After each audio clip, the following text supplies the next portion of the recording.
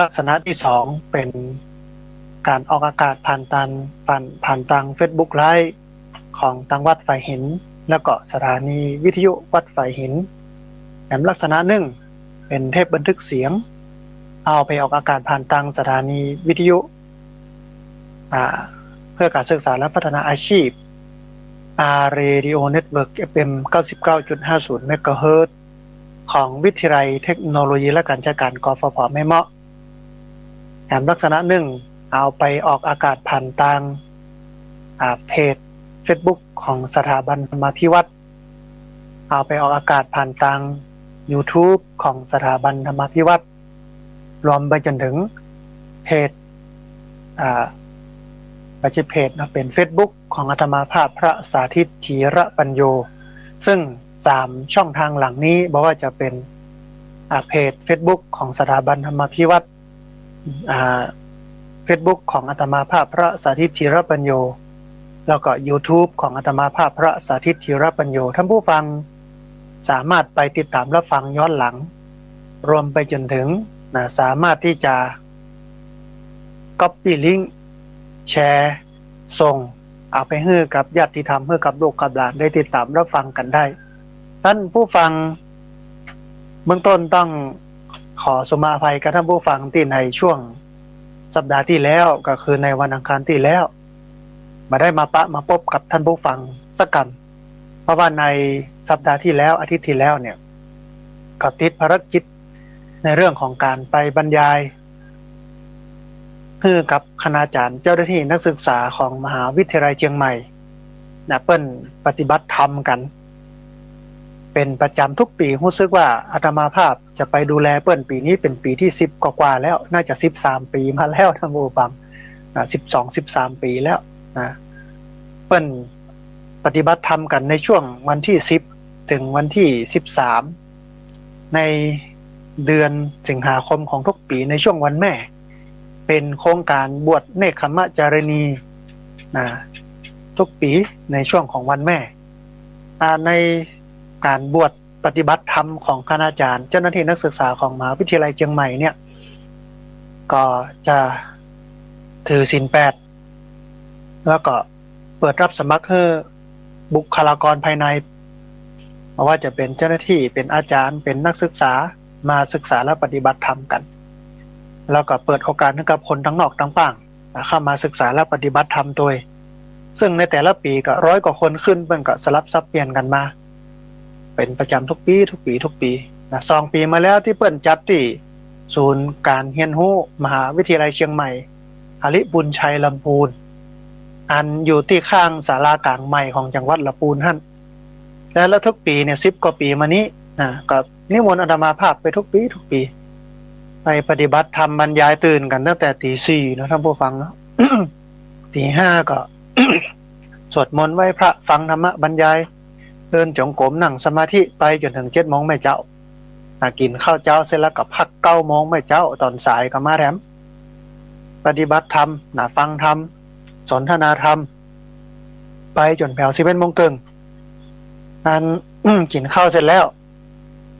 พักผ่อนบ่ายโมงมาปะกันแถมมาฟังธรรมบรรยาย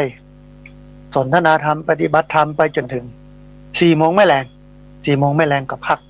ทุ่ม 1มาแถมมาสวดมนต์ทำวัดเย็นเหรอทีนี้ไหว้พระสวดมนต์เดินจงกรมนั่งสมาธิฟังธรรมบรรยายสนทนาธรรมไปจนแผ่ว3 ทุ่มครึ่งอันนี้เป็นกิจกรรมเป็นกิจวัตรของครูบาอาจารย์ของมหาวิทยาลัยเชียงใหม่ซึ่งเป็นองค์กรที่เปิ้นฮ้องว่าเป็นหลักในการศึกษาในภาคเหนือแต่ก็น่าอนุโมทนาที่ผู้บริหารเปิ้นกึดเติงว่านาปากตั้งคือครูบาอาจารย์พวกนี้ซึ่งจะไปสอนลูกศิษย์เนี่ยจำเป็นจะต้องมีธรรมะจะต้องมีสมาธิต้องมีสตินักกว่านักศึกษาเพื่อที่จะไปเป็นแบบเป็นอย่างรวมไปจนถึงมันจะสามารถที่จะใช้ในเรื่องของการทำงานของเขาได้โดยเมื่อการทำงานของเขานั่นเป็นการทำงานแบบงานก็ได้ผลคนก็เป็นสุขงานก็สำเร็จชีวิตก็เป็นสุขโดยอาตมาภาพก็ไปนำรูปเดียวปีนี้ไปรูปเดียวเหมาทั้งทุกรายการวันสุดท้ายก็คือวันที่13ก็เป็นวันปิด การปฏิบัติธรรมท่านรองศาสตราจารย์นายแพทย์อำนาจอยู่สุขรองอธิการบดีของมหาวิทยาลัยเชียงใหม่เพิ่นก็มาเป็นประธานปิดมอบวุฒิบัตรให้กับญาติโยมนักปฏิบัติธรรมในช่วงระยะเวลาที่อยู่กับญาติโยมมหาวิทยาลัยเชียงใหม่ที่เพิ่นปฏิบัติธรรมกันในเรื่องของการกินเน้นอาหารที่เป็นอาหารเจเป็นหลักเป็นมังสวิรัติท่านผู้ฟังซึ่งมันก็เบาตัวในเรื่องการมาปฏิบัติธรรมนะแล้วก็เปิ้นก็แบ่งว่าไปถือศีล5ก็ไปกินข้าวแรงนะอนุญาต ไปถือศีล8มากินก็อุโบสถศีลมาตั้งเพะเห็นนะเปิ้นแล้วแต่ความเปิ้นเฮาว่าความชอบแล้วแต่สถานภาพของคนบางคนเปิ้นมีโรคส่วนตัวกันจำเป็นต้องกินข้าวกินยาอย่างเงี้ยก็จัดให้เปิ้นไปตามอัตภาพของคนโอ้ก็เป็นดีม่วนดีงานท่านผู้ฟังแล้ว ละอ่อนนักศึกษาฝึกงานก็ไปตัวถือโอกาสได้ปฏิบัติตัวที่ดีกว่านั้นก็คือว่าเปิ้นได้บันทึกการบรรยายธรรมที่อาตมาภาพได้ไปบรรยายเอาไว้โดยเฉพาะเรื่องวิปัสสนากรรมฐานตามแนวสติปัฏฐาน4ดูเหมือนว่าจะมีอยู่2มิติอยู่ใน2ช่วงเวลาในช่วงค่ำของวันที่12กับช่วงกลางวันของวันที่12วันที่12เนี่ยเป็นธรรมบรรยายที่เรื่องของวิปัสสนากรรมฐานตามแนวสติปัฏฐาน4ได้ชัดทั้งในเชิงวิชาการแล้วก็ในเชิงปฏิบัติอาจจะบ่ลงลึกในรายละเอียดอย่างนักเพราะว่าในคณะนั้นเวลานั้นบริบทนั้นเนี่ยต้องการให้ครูบาอาจารย์ของมหาวิทยาลัยเชียงใหม่เพิ่นเข้าใจพระพุทธศาสนา เข้าใจวิธีการปฏิบัติ วิปัสสนากรรมฐานตามแนวสติปัฏฐาน4ก็ได้แนะนำเพิ่นไปแฮมซัก ขี้อึดใจ ละอ่อนนักศึกษาฝึกงานเพิ่นก็จะเอาคลิปนั้นมาจัดทำตัดต่อให้เรียบร้อยอาจจะอัพลง YouTube ก็คือ YouTube ของอาตมาภาพพระสาธิตธีระปัญโยไปอยู่ในเพจ Facebook ก็คือเพจสถาบันธรรมาภิวัตรรวมไปจนถึงอาจจะไปอยู่ในหน้า Facebook ของอาตมาภาพก็คือพระสาธิตธีระปัญโยซึ่งท่านผู้ฟังสามารถไปติดตามรับฟังธรรมะบรรยายเหล่านี้ได้อันแถมอย่างหนึ่งก็คือก่อนหน้านั้นท่านผู้ฟังมีญาติโยมได้มาได้มาแหวงหา คณะของงานญาติโยมซึ่งเพิ่นก็มากินมาทานมาร่วมบุญแม่รัตนาพรพันธุศาสตร์พร้อมด้วยกับญาติธรรมเพราะว่าจะเป็นนั่นคุณพ่อชันชัยคุณแม่วรรณคำเครือเทียนทองป้าน้อยบุญปันแล้วก็แม่บัวเกียงคำชนะคณะเพิ่นก็ ปากันมาหลายวันก่อนท่านผู้ฟังปวดท้องก่อนจะมาถึงกันก็ลงไปหลายที่หลายทางมากราบนมัสการ อาตมาภาพหน้าที่ภาคสงฆ์สถาบันธรรมาภิวัตรมาร่วมบุญสมทบทุนในเรื่องของทุนคุณธรรมที่เล่าให้ท่านผู้ฟังทั้งหลายได้ฟังว่าเราอ่อนนักเรียน2โรงเรียนใกล้ๆที่ภาคสงฆ์สถาบันธรรมาภิวัตรเนี่ยเพราะว่าจะเป็นโรงเรียนบ้านแม่จางตำบลนาซักซึ่งอยู่แห่งตำบล1โรงเรียนบ้านศพเตินอยู่ใกล้ๆกันเนี่ยในตำบลศพปาดและอยู่ในหมู่บ้านนี้มาอบรมคุณธรรมจริยธรรมซึ่งเพิ่นก็มาทุกปีตั้งแต่ป.3 ป.4 ป.5 ป.6 มาหลายรุ่นหลายคณะละแล้วก็ในช่วงก่อนๆก็มีโอกาสได้ไปประชุมคณะกรรมการสถานศึกษาเพราะว่าโรงเรียนบ้านแม่จางนั้นเปิ้นเอาไปเป็นกรรมการสถานศึกษาประชุมกันเปิ้นก็ว่าตอนเนี้ยทางกองทุนรอบโรงไฟฟ้าเปิ้นก็มีงบประมาณมาแจกทุนการศึกษาให้กับนักเรียนทุกคนทุนละ 1,000-2,000 บาทต่อคนแต่ทุกปีเนี่ยมันจะมีทุนเปิ้นเรียกว่าทุนคุณธรรมที่สนับสนุนละอ่อนที่มีพฤติกรรมที่ดีแต่ปีนี้เปิ้นบ่มีเนาะอาตมาภาพซึ่งเป็นกรรมการนั่งอยู่ท่านก็เลยคิดในใจว่าเฮาจะมาเชิดชูแต่คนเก่งแล้วก็ละเลยคนดีบ่ได้เพราะว่าคนดีนั้นมันสำคัญกว่าคนเก่งหลวงพ่อพุทธทาสเปิ้นบอกว่าคนดีสำคัญกว่าทุกสิ่งก็เลยบอกว่าแล้ว ทุนละอ่อนที่เป็นทุนคุณธรรมเนี่ยปกติเพิ่นมอบเพิ่นฮื้อกัน ประมาณเท่าใดนี่เนาะครูใหญ่ท่านผอเพิ่นก็บอกว่า ประมาณ500 บาทต่อคนครับโอ้แล้วเอากี่ทุนน่ะ ปกติก็มี10 ทุนนะก็50ก็เป็น50เนาะ5,000อาตมาภาพก็เลยบอกโอ้งั้นฮับเอาชาวทุน 10,000 บาท แต่ตอนนั้นสตางค์ยังบ่มีเตือนะ ขึ้นเลยจ้ะว่าเดี๋ยวไปเสาะไปหามามันถึงมีตั้งหน้าก็ไปจวนญาติโยมมาร่วมกันสนับสนุนคนดีเขาตึงหมนะก็เลยหับปากหับกำกันแล้วก็มาจวนญาติโยมได้ร่วมบุญกันก็ของตัวเก่าก็เตรียมไว้ส่วนหนึ่งเตรียมเอามาจากไหนเอามาจากการไปเทศไปบรรยายไปหับกิจนิมนต์ลูกศิษย์ลูกหาเอามาถวายเป็นพี่น้องว่าอันปฏิบุคลิกทานก็คือถวายเป็นส่วนตัวนี้จะเก็บไว้บอกว่ามันจะใจอันอย่างท่านผู้ฟังก็เลยเอาหอมไว้สำหรับกิจกรรมอันเป็นกิจกรรมพัฒนาสังคมบนฐานพุทธธรรมแบบนี้หลังจากนั้นโรงเรียนซบเตือนกันมาอบรมแหมนะ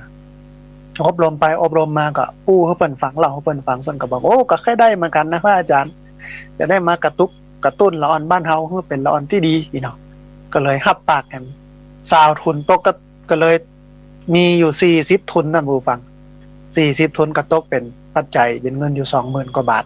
หับปากหับกรรมกันแล้วก็ประกาศบอกกล่าวก็มีหลาย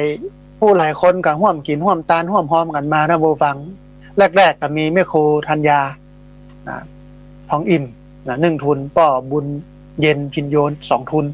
แม่จันเรือนใส1 ทุนคุณโยมประกอบอินทปวง1 ทุนแม่รัตนาพรพันธุศาสตร์10 ทุนคุณโยมนิสันสังกุณะ1 ทุนมีคุณป้อชันชัยแล้วก็คุณแม่วรรณคำเครือเทียนทอง1 ทุนคุณป้าน้อยบุญปั่นแล้วก็แม่บัวเกียงคำชนะ1 ทุนอันที่จริงก็มีมาเรื่อยๆแถมหลายทุนหลังจากที่เปิ้นมาถวายทุนแล้วก็อู้เอ้ยกัน จัดเหมือนเปิ้นก็บอกว่าโอ้น่าอยู่แต่น่าอาศัยแต่ได้มาหันกิจกรรมหลายอย่างที่พักสงฆ์สถาบันธรรมาภิวัตรได้ทำไว้เปิ้นก็ม่วนอกม่วนใจกินข้าวตอนนี้ตัวท่านผู้ฟังคณะของโยมแม่เปิ้นกินข้าวตอนเสร็จแล้วเปิ้นก็กลับ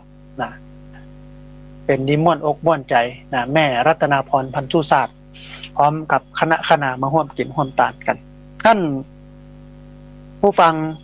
ญาติโยมในเจ้านี้เกริ่นอารัมภบทให้ท่านผู้ฟังทั้งหลายได้ฟังในช่วงเวลาของรายการธรรมาภิวัตรช่วงที่1ซึ่งมีระยะเวลาก็คือตี 4ไปจนถึงตี 5เป็นเวลาที่บ่พอนักก็เลยเอาธรรมะที่เป็นธรรมะที่เปิ้นฮ้องว่าปกิณณกธรรมมาโอ้ท่านผู้ฟังทั้งหลายได้ฟังกันเพราะว่าอาจจะเอาธรรมะที่มันมีเนื้อหาเยอะมาอู้ก็บ่ได้เพราะว่าเวลามันน้อยอู้ไปอู้มามันก็เกินกลางหางมะบ่จบสักกำเป็นที่น่าเสียดายเพราะฉะนั้นธรรมะในช่วงที่2ก็จะเป็นเรื่องของการปฏิบัติวิปัสสนากรรมฐานตามแนวสติปัฏฐาน4ซึ่งจะอู้จะเอ่ยกันในช่วงเวลาตี5ไปจนถึง7 โมงไม่เจ้าเพราะว่าเวลามีเยอะก็จะอู้ในส่วนนั้นทีนี้ท่านผู้ฟังก่อนที่จะอู้เอ่ยเรื่องอื่นเนี่ยเรื่องนี้คนจะอู้สักน้อยหนึ่งก็คือพุทธศาสนามีลักษณะที่เป็นเอกลักษณ์ของพระพุทธศาสนาก็คือสอนให้คนปฏิบัติตามเพื่อพ้นทุกข์สอนให้คนปฏิบัติตามนั้นพ้นทุกข์แล้วทุกข์ของพระพุทธศาสนาหรือว่าทุกข์ของคนในทัศนคติของพระพุทธศาสนาเนี่ยก็มีอยู่2 อย่างก็คือทุกข์ที่มันเป็นเป็นห้องว่าโลกิยะทุกข์กับโลกุตระทุกข์ในส่วนนี้เนี่ยเมื่ออู้ถึงการหลุดพ้นเนี่ยก็มีอยู่2 อย่างโลกิยธรรมและโลกุตระธรรมเมื่ออู้ถึงธรรมะนะแสดงว่าพุทธศาสนาก็สอนให้คนพ้นจากความทุกข์ใน2 ส่วนคือทุกข์ในระดับโลกเป็นห้องกับโลกิยะทุกข์และทุกข์ในระดับสูงสุดก็คือโลกุตระทุกข์การเบื้องต้นนี้จะอู้ทั้ง2 อย่างแต่จะบ่ลงรายละเอียดในเรื่องของโลกุตระทุกข์เพราะว่าโลกุตระทุกข์นั้นจะเอาไปไว้ในช่วงที่2ก็คือตี 5ไปจนถึง7 โมงโลกิยะทุกข์อย่างไรก็ทุกข์เรื่องปากเรื่องท้องนี่ครับท่านผู้ฟัง ทุกเรื่องของการอยู่กันในสังคมศีลธรรมพื้นฐานคุณธรรมจริยธรรมทุกเรื่องสวะหากินเนี่ยพุทธศาสนาก็สอนให้คนพ้นทุกเรื่องนี้ ถ้าเราไปดูการปฏิบัติเพื่อนำไปสู่การพ้นทุกข์ของพุทธศาสนาซึ่งก็คืออริยมรรคมีองค์8ย่อลงสั้นๆก็เหลือ3คือศีลสมาธิปัญญาสรุปรวมในเรื่องของการปฏิบัติธรรมเขาจะหันว่าการประกอบอาชีพชอบที่เป็นห้องว่าสัมมาอาชีวะเนี่ยมันกับการประกอบอาชีพการสวะหากินเนี่ยมันก็เป็นเรื่องเป็นห้องว่าโลกิยะทุกโลกิยะทุกทั้งโลกถ้ามันบ่ใช่สิ่งที่สำคัญมันบ่ใช่เป็นสิ่งที่พระเจ้าให้ความสำคัญพระเจ้าคงบ่เอาเรื่องนี้ไปไว้ในอริยมรรคในองค์8นั่นแสดงว่าพุทธศาสนาก็มุ่งรับทุกเรื่องนี้พระเจ้าบ่ได้สอนให้คนมุ่งเข้าสู่นิพพานหลุดพ้นจากกิเลสส่วนเดียวเพิ่นก็สอน2ส่วนก็คือสอนให้คนมีศีลมีธรรมพื้นฐานหลุดพ้นจากเรื่องความทุกข์พื้นฐานเรื่องปากเรื่องท้องเรื่องกินเรื่องอยู่โดยเพราะว่าการกินการอยู่เรื่องของการมีชีวิตที่ดีในส่วนของโลกิยะหรือโลกเนี่ยมันก็เป็นฐานของการปฏิบัติธรรมก็คือโลกุตระได้ง่ายขึ้นพอเวลาเฮาปฏิบัติธรรมหรือไปหาสถานที่ปฏิบัติธรรมก็ต้องหาสถานที่ที่มันสัปปะยะกับเข้าที่มันสัปปะยะนะเพราะว่าสัปปะยะในเรื่องการปฏิบัติธรรมบอกว่าจะเป็นอาวาสัปปะยะสถานที่สัปปะยะก็ต้องใช้ทุนแปลงนะบุคละสัปปะยะบุคคลที่ดีอากาศที่ดีอาหารที่ดีที่มันเหมาะสำหรับนักปฏิบัติธรรมชั้นใดกับชั้นนั้นนะโลกิยะคือธรรมเนี่ยธรรมที่มันเป็นเรื่องโลกมันก็เป็นฐานของการทำเพื่อธรรมะระดับสูงเกิดนั่นก็แสดงว่าคนก็มีอยู่สองหมู่แรกก็บัดกึดอย่างนักขอให้รับทุกทางกายได้ก่อนเรื่องกินเรื่องอยู่กินตันไปเป็นเบื้องต้นแห่งกลุ่มหนึ่งก็เป็นการหลุดพ้นจากกิเลสหลุดพ้นจากความทุกข์โดยสิ้นเชิงโดยการหันสิ่งทั้งหลายตามความเป็นจริงนำไปสู่การปล่อยวางบ่ยึดบ่ถือเมื่อบ่ยึดบ่ถือกับบ่ทุกข์มันก็มีอยู่2อย่างเนี่ยท่านผู้ฟัง2อย่างนี้เพราะฉะนั้นเขาจะนักไปทางใดทางหนึ่งก็บ่ได้มันก็ต้องไปกู้กันไปกู้กันจะไปจวนญาติโยมแต่บ้านนอกคอกนาชนบทซึ่งเพิ่นมีหนี้มีสินอยู่เพิ่นมีความลำบากในเรื่องของปากของท้องอยู่เนี่ยมาเข้าสู่โลกุตตรธรรมเนี่ยมันก็เป็นเรื่องยากสำหรับเพิ่นนะแต่คนที่พร้อมในเรื่องของการกินการอยู่เรื่องฐานะอัตภาพแล้วเพิ่นก็มุ่งแสวงหาโลกุตตรธรรมทำหลุดพ้นจากกิเลสไปมันก็มี2ส่วนเพราะฉะนั้นวัดเองก็ต้องมี2อย่างวัดเองก็เหมือนกับร้านค้าที่คนมาซื้อของแต่ว่าของที่อยู่ในร้านค้านั้นจะต้องเป็นของที่ดีของที่ถูกกฎหมายบ่ได้เป็นของที่มันบ่ดีของที่มันบ่ดีในร้านค้าของพุทธก็คือเรื่องไสยศาสตร์ก็คือเรื่องที่มันงมงายถ้าเป็นร้านค้าทั่วไปก็คือยาเสพติดอย่างต่างๆเนี่ยเนาะคนต้องการมาซื้อเตียวก็ได้เตียวไปคนต้องการมาซื้อข้าวก็ได้ข้าวไปคนต้องการแป้งสีฟันยาสีฟันก็ได้ไปคนต้องการมาซื้อข้าวกับข้าวซุปก็ได้ไปนะคือสามารถตอบสนองความต้องการของคนได้ทั้ง2ส่วนนะใครจะเอาโลกุตระหลุดพ้นจากกิเลสมาปฏิบัติธรรมขั้นอุกฤษก็คือได้ใครจะมาเอาศีลธรรมพื้นฐานนะพระเจ้าสอนเรื่องศีลธรรมพื้นฐานไว้เยอะมากโดยเฉพาะศีล5เรื่องการปฏิบัติต่อกันในสังคมเรื่องทิศ6นะเรื่องธรรมะของเจ้าบ้านเป็นห้องว่าคารวะธรรมสัจจะธรรมะขันติจาคะนะรวมไปจนถึงเรื่องเศรษฐกิจเงินทองท่านผู้ฟังนะโภควิภาคการแบ่งสตางค์ออกเป็นส่วนๆเรื่องของหัวใจเศรษฐีเนาะขยันหารักษาไว้ใกล้บัณฑิตเลี้ยงชีวิตเหมาะสมอุอากาสะนะอุทธานสัมปทานะอารักขสัมปทากะกัลยาณมิตตาสะสมชีวิตตาเนี่ยเขาจะหันว่าพระเจ้าสอนหลายมิติหลายส่วนหลายอย่างคือคำสอนของพระพุทธเจ้าเนี่ยเป็นคำสอนที่นำไปสู่ความหลุดพ้นจากความทุกข์ก็มี2ส่วนคือทุกข์แบบโลกเป็นห้องว่าโลกิยะทุกข์แล้วก็ทุกข์แบบสูงสุดก็คือโลกุตตระทุกข์เพราะฉะนั้นเขาก็จะต้องพ้นเรื่องทุกข์2อันนี้แล้วคนเนี่ยมันก็มีความทุกข์ต่างกันชาวบ้านจะจองพี่น้องตาสีตาสาทั่วไปเปิ้นก็เน้นเรื่องโลกิยะทุกข์เรื่องปากเรื่องท้อง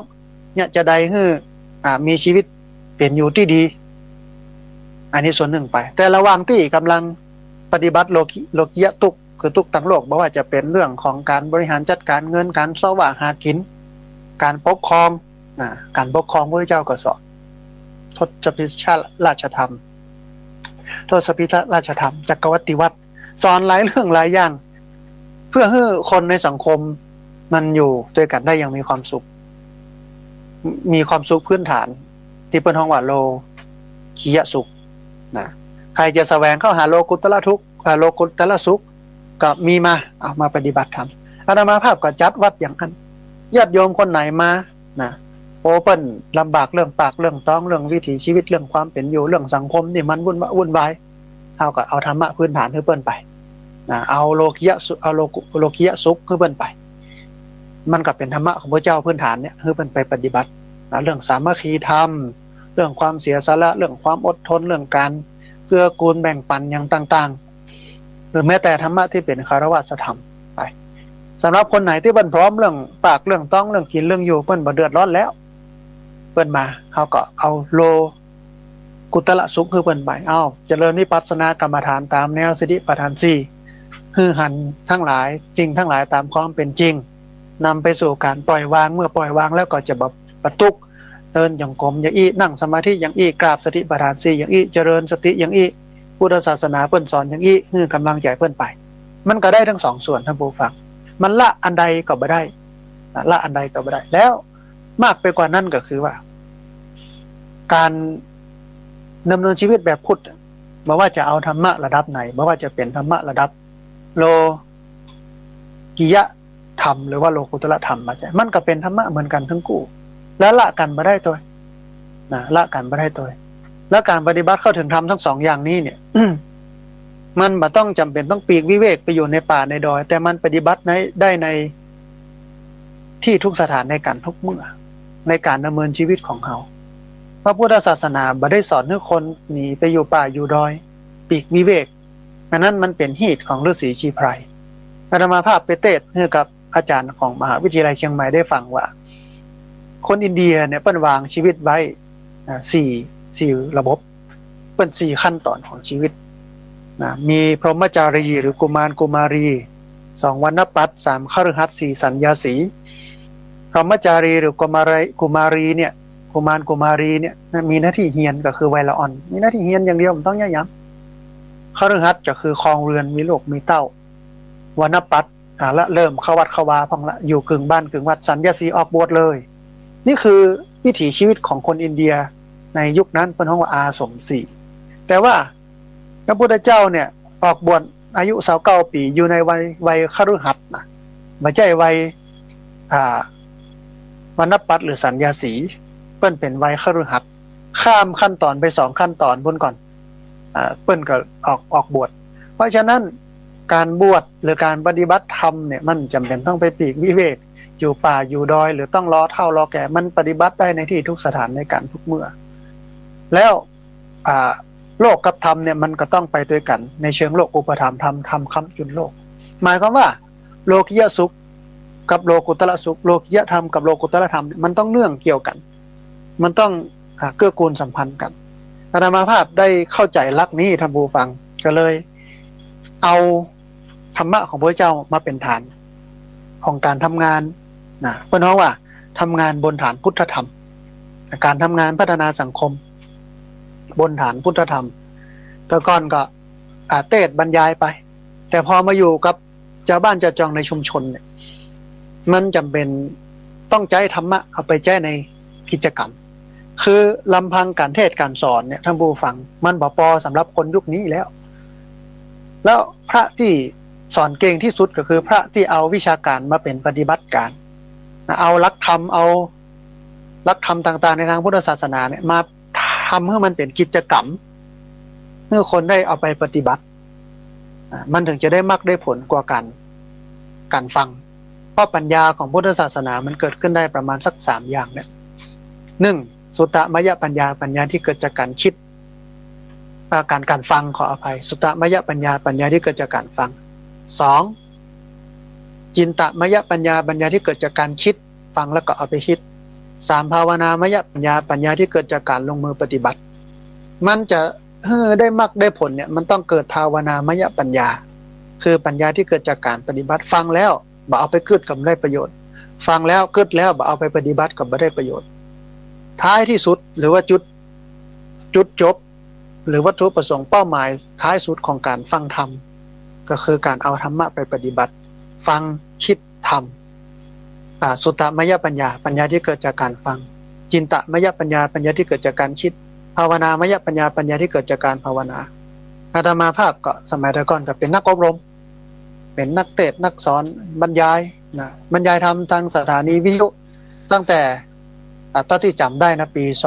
2545นะ45 46นะสมัยอยู่ที่วัดร่ำเปิงตั้งแต่อันสถานีหลายสถานียังเกิดด้วยบรรยายไปต่างสถานีวิทยุอบรมไปตามองค์กรสถาบันต่างๆอบรมนักเรียนหน่วยงานนั้นหน่วยงานนี้นะโรงยาผ่องยังผ่องไปแต่ระยะหลังจากที่เขาได้ไปเรียนรู้อย่างนักขึ้นโดยเฉพาะเรียนรู้เรื่องกับพุทธศาสนากับการพัฒนาสังคมมองหันว่าโอ้มันจะให้ได้มรรคได้ผลนะต้องแปลงเอาวิชาการมาเป็นปฏิบัติการต้องเอาทฤษฎีมาเป็นปฏิบัติการนะคือเป็นกิจกรรมเพื่อคนได้ทำเพื่อคนได้ใจฟังอย่างเดียวมันกุ้มปอนะหลังจากที่มาย้ายมาอยู่ที่จังหวัดลำปางเมื่อปี2551เนี่ยย้ายจากวัดร่ำเปิงมาอยู่ที่วัดศพเติน ก็มาเจอสังคมชุมชนนะซึ่งมันคนละบริบทคนละเรื่องกันกับวัดร่ำเปิงที่วัดร่ำเปิงญาติโยมมันก็พร้อมในเรื่องการไปปฏิบัติธรรมเปิ้นมุ่งโลกุตละเฮาก็สอนโลกุตละสอนวิปัสสนากรรมฐานตามแนวสติปัฏฐาน4ไปแต่พอมาอยู่ในชุมชนเนี่ยเจ้าบ้านมันเป็นเจ้าบ้านพื้นฐานเปิ้นต้องการโลกิยธรรมนะเปิ้นต้องการโลกิยธรรมเปิ้นบ่เอาโลกุตละธรรมเป็นธรรมะพื้นฐานเฮาก็ต้องแปลงธรรมะต่างๆมาเป็นกิจกรรมเพื่อเปิ้นได้ทำเรื่องนั้นเรื่องนี้พอทำไปมันก็หันการเกิดมาเกิดผลท่านผู้ฟังแล้วคิดว่าจะได้ให้มันยั่งยืนเนี่ยให้มันต่อเนื่องและเนี่ยให้มันมีพลังและการทำเนี่ยอย่างเอาคนมาจ้อมกันเนี่ยมันก็ต้องมีใจทุนใจร้อนเนาะอย่างกับข้าวกับเดินทางนี่เนาะอย่างสมัยตะก่อนบ่ใช่แค่จะทำให้เปิ้นเข้าใจเรื่องโลกิยธรรมอย่างเดียวนะเขาปูพื้นฐานเข้าไปสู่โลกุตระธรรมตัวเพราะว่าธรรมะในระดับโลกิยธรรมของพระพุทธเจ้าเนี่ยมันเกื้อมันดึงมันดูดมันส่งต่อไปถึงโลกุตระธรรมเอาเปิ้นมาร่วมกลุ่มทำเกษตรสมัยตะก่อนกับป้าเราอ่อนไปบวชป่าปลูกป่าสร้างฝ่ายแก้ปัญหาเด็กแว้นแก้ปัญหายาเสพติดทำเรื่องปี่สอนน้องทำเรื่องของดนตรีไทยเรื่องคอมพิวเตอร์ส่วนคนเฒ่าคนแก่คนหนุ่มคนสาวก็ทำเรื่องอาชีพเกื้อกูลให้เปิ้นปลูกไผ่นะปลูกผักปลูกอย่างต่างๆแต่ก็มีการมาประชุมกันทำเมื่อเกิดสามัคคีธรรมเกิดสัจจะความไว้เนื้อเชื่อใจเกิดความเสียสละศีลธรรมพื้นฐานมีบ่คดบ่โกงกันมีน้ำจิตน้ำใจเมตตากรุณาธรรมะพื้นฐานเกิดหมดเลยแต่ละครั้งเขาก็ก่อนจะประชุมก่อนจะทำกิจกรรมก็ให้เปิ้นนั่งสมาธิเฮียก่อนวันดีคืนดีก็จัดปฏิบัติธรรมให้เปิ้นมาปฏิบัติโอ้คนก็เริ่มมาแต่เป็นสมัยตะก่อนถ้าไปปูพื้นฐานแบบนี้ไปควักมือเปิ้นมานี่เปิ้นมาวันดีคืนดีท่านผู้ฟังปากันไปวัดร่ำเปิง เอาละอ่อนยกขยงไป40-50 คน60 คนเอารถบัสไปมันก็ต้องย้ายทุนท่านผู้ฟังนั่นจะเอาค่าน้ำมันรถที่ไหนค่าเจ้ารถที่ไหนไปจ่ายเปิ้นตอนนั้นก็พอมีปัจจัยส่วนตัวที่ไปเทศไปบรรยายเก็บสะสมไว้ก็จะเอาไปเรียนหนังสือต่อในระดับปริญญาเอกแต่ว่าเขาก็หันว่าอันนี้มันต้องกันหรือว่าจำเป็นต้องใจนักกว่าเขาจะเรียนเมื่อใดก็ได้หรือบ่เรียนก็ได้แต่คนเหล่านี้มันควรที่จะได้โอกาสตัดนี้ก็เลยสละปัจจัยส่วนตัวนะเหมารถบัสไปเป็นค่าอาหารเป็นค่านั้นค่านี้ค่าสถานที่มันใจหมดโลกของหมู่เนี้ยอย่างโยมเดินทางไปแสวงบุญที่ไหนเนี่ยมันก็ต้องใช้ค่าน้ำมันรถค่ากินมันใช้เป็นหลักบางที่ก็มีค่าที่พักเข้าไป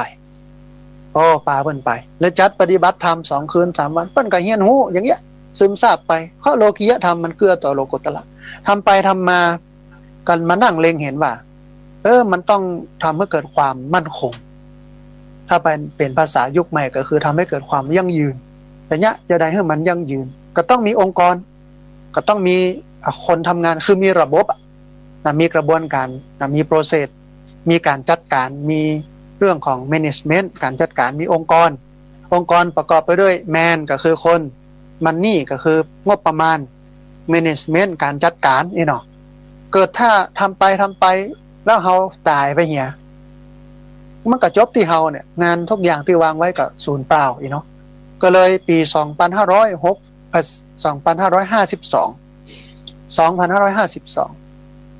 ก็เลยกึดปากันนะจัดตั้งองค์กรขึ้นมาองค์กรหนึ่งนะชื่อว่าสถาบันธรรมาภิวัตรสถาบันธรรมาภิวัตรเนี่ยท่านผู้ฟังจัดตั้งขึ้นในช่วงของวันสำคัญทางด้านพระพุทธศาสนานะก็คือวันวิสาขบูชา ตั้งขึ้นในวันวิสาขบูชาท่านผู้ฟังเมื่อวันศุกร์ที่18พฤษภาคมพุทธศักราช2562ก็มานั่งกึดกอยกันตอนนั้นก็มีจมูกกันมีพระมีเจ้าบ้านมีไผ่ต่อไข่ที่ทำงานด้วยกันเนี่ยการพัฒนาสังคมบนฐานพุทธธรรมเนี่ยไปเขาจะตั้งองค์กรอย่างขึ้นมาดีฮะนะตอนนั้นมันมีท่านอาจารย์เจ้าคุณพระเมธีวชิโรดมหรือท่านววชิระเมธีที่ไร่เชิญตะวันเปิ้นตั้งสถาบันขึ้นมาก็คือสถาบันวิมุตติยาลัยเปิ้นตั้งของเปิ้นท่านสถาบันวิมุตติยาลัยขึ้นมาไปพอวัดอุโมงค์ท่านอาจารย์ดร.พระมหาจัญญาสุทธิยาโนตะก่อนเปิ้นก็ตั้งสถาบันโพธินันสถาบันปัญญานันทะสถาบันปัญญานันทะไปพอที่วัดสนดอกท่านอาจารย์พระครูพิพิธสุทธาธรอาจารย์พระมหาบุญช่วยศิรินทโรซึ่งเป็นครูบาอาจารย์ที่สอนงานด้านการพัฒนาสังคมเปิ้นก็ตั้งสถาบันโพธิยาลัยขึ้นมาแล้วก็หลายผู้หลายคนเปิ้นก็ตั้งองค์กรขึ้นมาที่ลำปางก็มีสถาบันแสนพญามีกลุ่มชาวบ้านที่ทำงานในจังหวัดลำปางด้านการพัฒนาสังคมบนฐานพุทธธรรมเอาธรรมะพระพุทธเจ้าเป็นฐานมาใช้ในการพัฒนาสังคมเราก็ได้ไปเรียนรู้กับเปิ้นเพราะฉะนั้นเพื่อให้เกิดความยั่งยืนในงานที่ทำอยู่เกิดความมั่นคงเป็นกิจลักษณะเป็นรูปแบบก็ตั้งสถาบันธรรมาภิวัตรขึ้นมาเมื่อวันศุกร์ที่18พฤษภาคม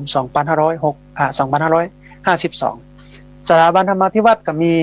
เป้าหมายอยู่ประมาณสัก4ข้อหลักๆท่านผู้ฟังสนับสนุนส่งเสริมการเผยแผ่พุทธศาสนาในรูปแบบต่างๆของบุคคลหรือว่าองค์กรตลอดจนถึงหน่วยงานต่างๆตามที่คณะกรรมการสถาบันธรรมาภิวัตรเห็นสมควรอันนี้ข้อแรกข้อที่2วัตถุประสงค์ของสถาบันธรรมาภิวัตรก็คือเพื่อสนับสนุนการก่อสร้างการบูรณะปฏิสังขรณ์ซ่อมแซมศาสนวัตถุต่างๆของวัดหรือสำนักสงฆ์ตลอดจนถึงที่พักสงฆ์และสำนักปฏิบัติธรรมอื่นใดตามที่คณะกรรมการสถาบันธรรมาภิวัตรเห็นสมควรอย่างมาหนึ่งก็คือเพื่อสนับสนุนส่งเสริมการศึกษาเพื่อแก่บุคคลที่มีคุณสมบัติตามที่คณะกรรมการธรรมาภิวัตรสถาบันธรรมาภิวัตรกำหนดแล้วก็คัดเลือกรวมถึงการจัดการศึกษาทุกระดับและก็ทุกประเภทและการสนับสนุนทุนการศึกษาการสนับสนุนการค้นคว้าวิจัยตลอดจนถึงการจัดอบรมสัมมนาการถ่ายทอดองค์ความรู้ด้านต่างๆให้กับประชาชนข้อนี้ท่านผู้ฟังนำมาซึ่งเรื่องทุนการศึกษาที่ฮ้องว่าทุนคุณธรรมนำมาซึ่งการจัดการศึกษาที่ฮ้องว่าการจัดการศึกษาหลักสูตรทวิศึกษาก็คือเอาสัมมาเนรมาเรียนควบคู่กับธรรมะควบคู่กับมัธยมควบคู่กับช่างซึ่งก็เรื่องการเอาเนรไปเรียนช่างเนี่ยเป็นดำริของกรมสมเด็จคณิษฐาธิราชเจ้ากรมสมเด็จพระเทพพระองค์ได้ดำริไว้เฮาก็มาเพิ่มเติมต่อยอดไปตอนนี้ก็มีนักเรียนสามเณรมาเรียนเนี้ย2รุ่นปวชรุ่นละ10กว่ารูป11-12รูปรุ่นแรกจบไปเรียนไปละตอนนี้รุ่นที่2กำลังเรียนอยู่ตรงนี้เดี๋ยวสักกำนึงตี 5เพื่อจะทำวัดสวดมนต์กันมาอยู่รุ่นละ7 วันก็เนรมาอยู่ท่านผู้ฟังก็จำเป็นต้องฉันพระทหารเจ้าพระทหารเพลน้ำปะนะก็จำเป็นต้องไปดูแลเพิ่นกระจายส่วนเนี้ยไปสนับสนุนเพิ่นแห่งอันหนึ่งวัตถุประสงค์และเป้าหมายของสถาบันธรรมาภิวัตรแห่งอันหนึ่งคืออันที่4เพื่อดำเนินการหรือว่าสนับสนุนการทำงานพัฒนาสังคมด้านต่างๆซึ่งประกอบไปด้วยด้านการพัฒนาคุณภาพชีวิตเด็กและเยาวชนผู้สูงอายุผู้พิการและก็ผู้ด้อยโอกาส2ด้านการป้องกันและแก้ไขปัญหายาเสพติดและอบายมุขต่างๆ3ด้านการสนับสนุนส่งเสริมปรัชญาเศรษฐกิจพอเพียงและเกษตรปลอดภัย4ด้านการป้องกัน ด้านการปกป้องแล้วก็คุ้มครองสิทธิ์อันที่5ด้านการคุ้มครองผู้บริโภคอันที่6เนี่ยด้านการสร้างเสริมสุขภาพอันที่7ด้านการสนับสนุนส่งเสริมสื่อสร้างสรรค์อันที่8เนี่ยด้านการสืบสานภูมิปัญญาพื้นบ้านและศิลปวัฒนธรรมด้านที่9ด้านการรักฟื้นฟูทรัพยากรธรรมชาติและสิ่งแวดล้อมด้านที่10คือด้านสาธารณประโยชน์ต่างๆอันนี้เป็นงานที่สถาบันธรรมาภิวัตน์ได้ทำอยู่ประมาณสัก10ด้านนะในส่วนของด้านการพัฒนาสังคมบนฐานพุทธธรรมมันก็จะมีคณะกรรมการท่านผู้ฟังนะมีที่ปรึกษานะบอกว่าจะเป็นท่านอาจารย์พระครูพิพิธสุทธาธรประธานเครือข่ายพระสงฆ์นักพัฒนาชุมชนภาคเหนืออาจารย์พระครูสุจินต์นันทกิจประธานมูลนิธิเพื่อการเรียนรู้วัดโป่งคำมีท่านอาจารย์รองศาสตราจารย์ดร.นงเยาว์อุดมวงศ์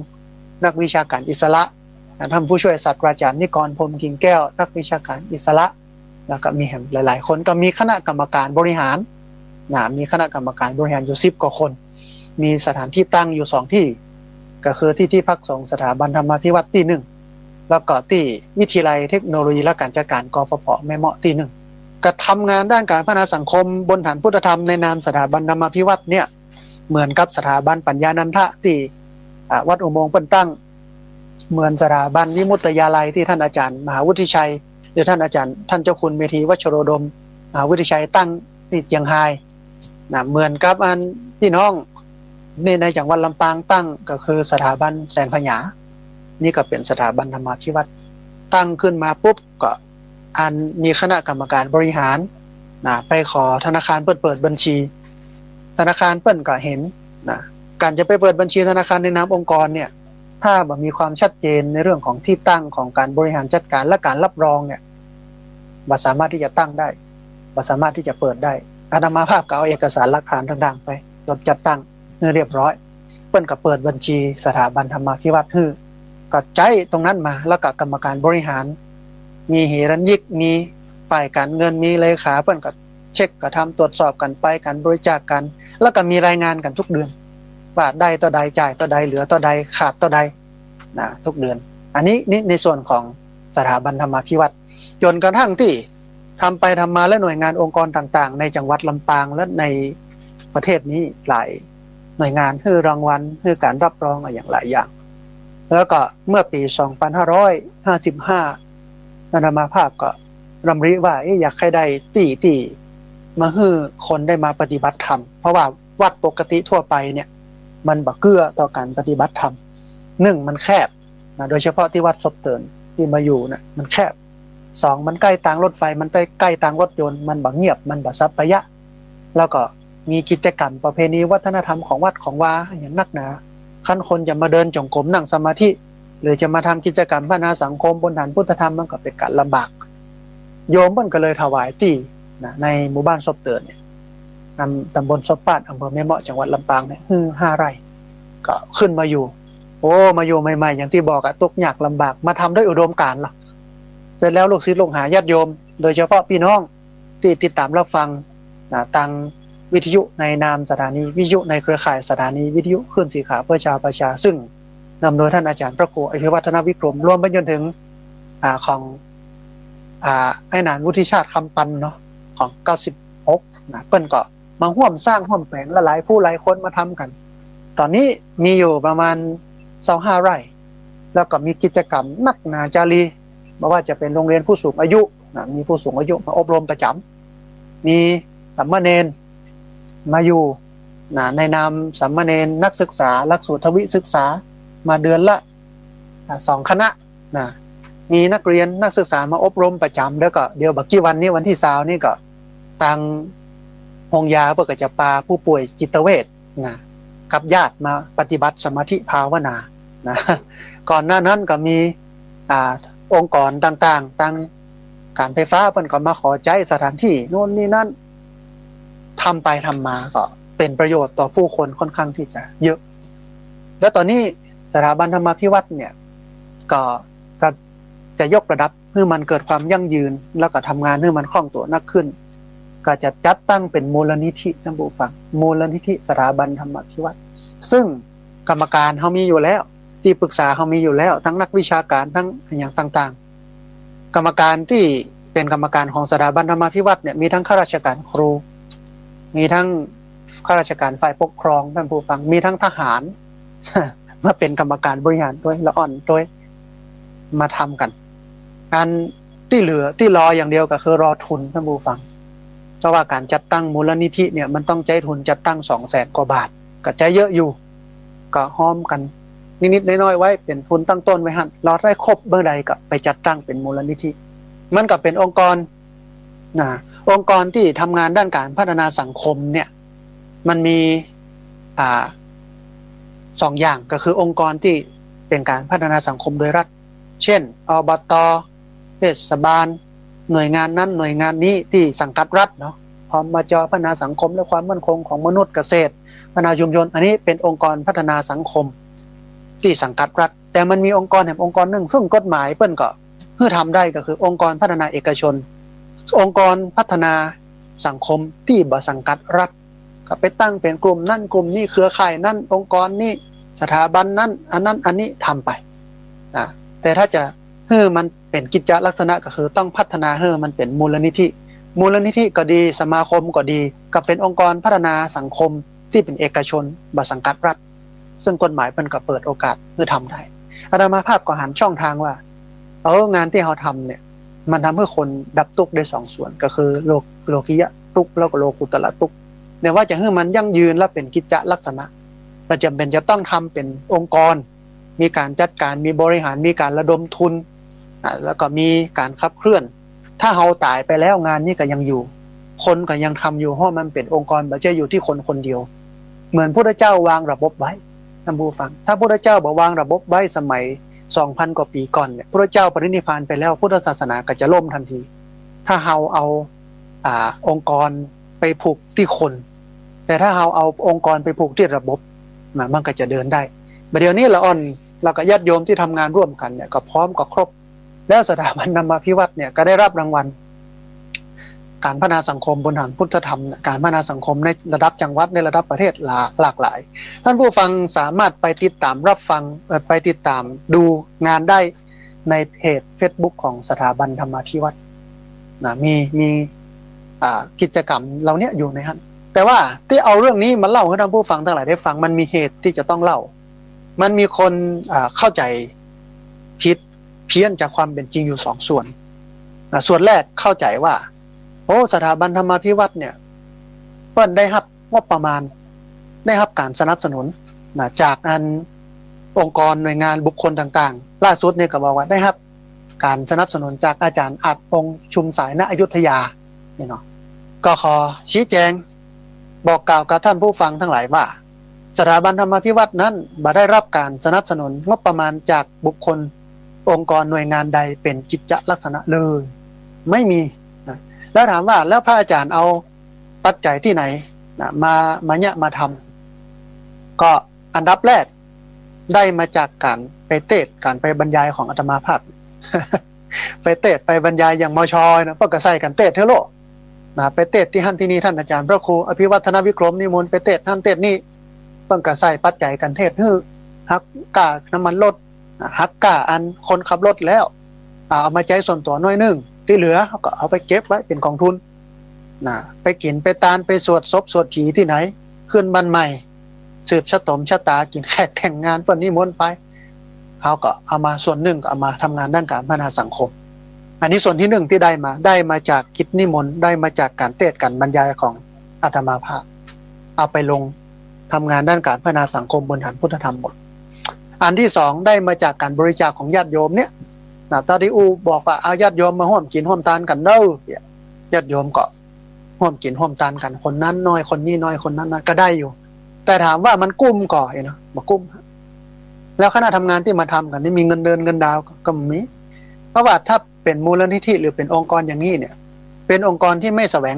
หาผลกำไรที่เอามาแบ่งปันกันมันก็จะมีพ่องกล้าตอบแทนเล็กๆน้อยๆคือเป็นก้าน้ำโมกน้ำมันต้ออันบ่เจว่าได้ตลอดคนเหล่านี้เป็นคนที่เสียสละมาทำงาน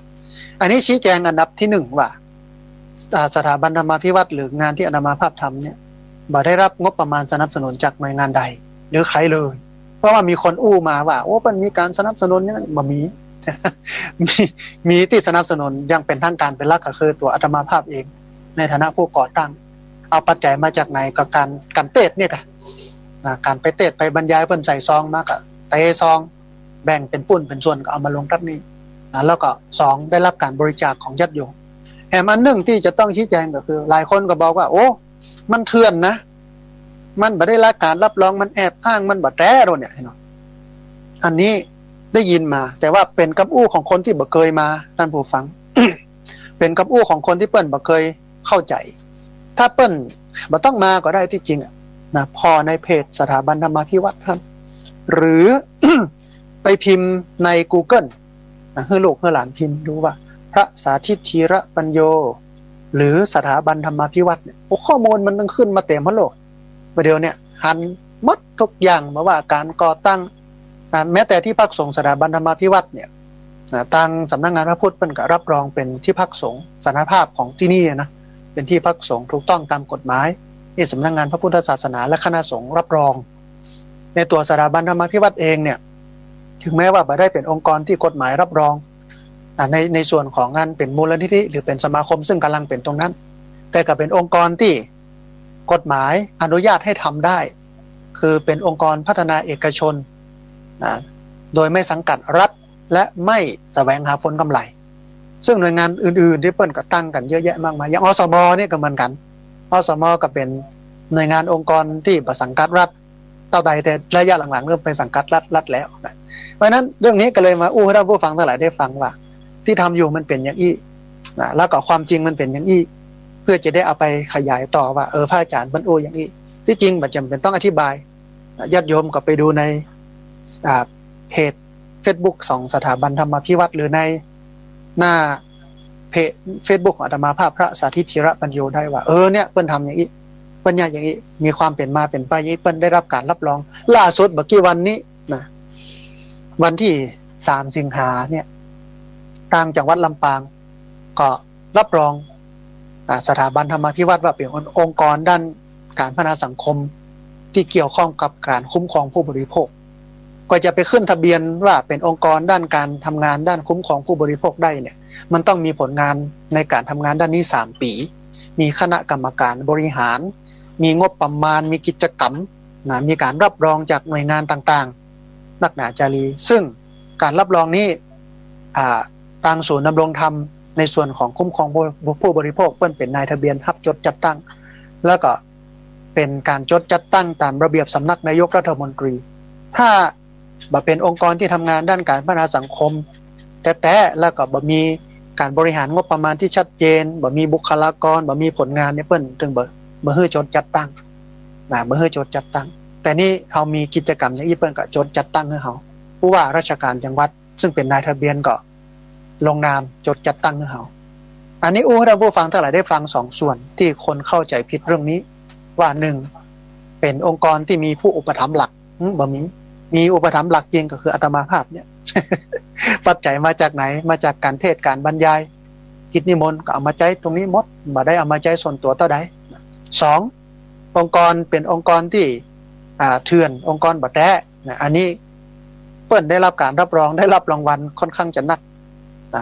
อันนี้บ่ต้องอู้อย่างนักที่จริงเรื่องนี้อาตมาภาพบอกกังวลเพราะว่าความจริงมันเป็นความจริงอย่างนั้นคนที่จะเข้าใจเรื่องนี้มันก็108แล้วก็คนก็อู้กันไปตามความคิดความเข้าใจแล้วก็เป็นที่น่าสรุปได้ว่ามันก็บ่ควรที่จะเอามาใส่ใจก็คือคนที่อู้คือคนที่บ่เคยมาสักเตื้อ คนที่อู้เนี่ยคือคนที่บ่เคยมานอกจากบ่เคยมาแล้วก็บ่เคยไปพอในอินเทอร์เน็ตหรือที่ข้อมูลที่มันมีอยู่สำหรับญาติโยมที่เคยมาญาติโยมที่ติดตามเพจ Facebook ของสถาบันธรรมาภิวัตน์หรือว่า Facebook ของอาตมาภาพเนี่ยจะเข้าใจและหันชัดเจนมากก็ขอญาติโยมช่วยกันประชาสัมพันธ์บอกต่อข้อเท็จจริงอันนี้เพื่อให้คนที่เปิ้นบ่เข้าใจ